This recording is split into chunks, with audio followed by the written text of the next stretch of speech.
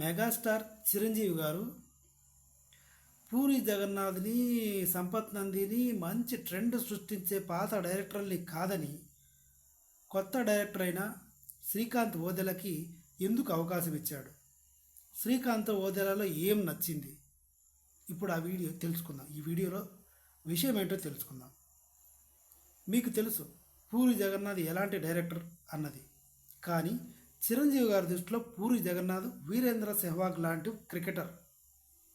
వీరేంద్ర సెహ్వాగ్ వస్తే, క్రీజ్లోకి వస్తే ఆడుకుంటూ ఉంటాడు, కొడుతూనే ఉంటాడు. అవుట్ అయినా కూడా హాయిగా వెళ్ళిపోయి డ్రెస్సింగ్ రూమ్లో కూర్చుంటాడు. పూరి జగన్నాథ్ కూడా అంతే. సినిమా దొబ్బిందనుకో నెల రోజుల్లో షూటింగ్ చేస్తాడు. ఒక్కోసారి 20 డేస్లో 25 డేస్లో కూడా కొన్ని సినిమాలు షూట్ చేసేసి రిలీజ్ చేస్తుంటాడు పూరి జగన్నాథ్.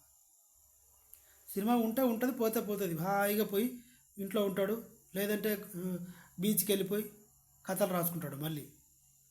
కానీ కొడితే పోకిరి లాంటి హిట్ కొడతాడు, కొడితే అమ్మా నాన్న తమిళ అమ్మాయి లాంటి హిట్ కొడతాడు.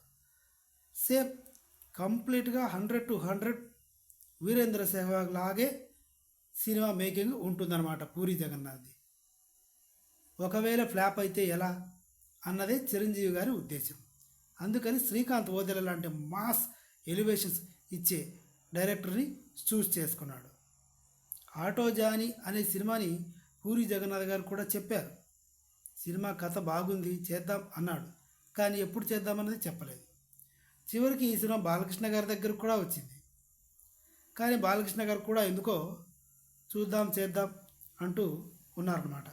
ఇది స్టోరీ. శ్రీకాంత్ ఓదెలకి ఎందుకు అవకాశం ఇచ్చారు అంటే వేరే డైరెక్టర్ల మీద నమ్మకం లేదు.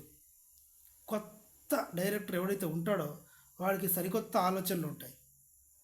వాడి మైండ్లో ఏది ఉందో అదే ప్రజెంట్ చేస్తాడు. వాడి దగ్గర ఓవర్ యాక్షన్ చేసే బిల్డప్స్ ఉండవు. ఎక్కువ కష్టపడతాడు.